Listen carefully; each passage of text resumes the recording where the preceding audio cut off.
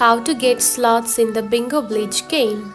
If you have been playing in the Bingo Blitz and wondering on how to get slots on it, don't worry, in this video I will show you how to do it.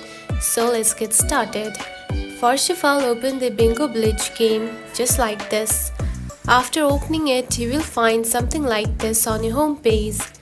Now here you can find 3 lines at the top right corner right here.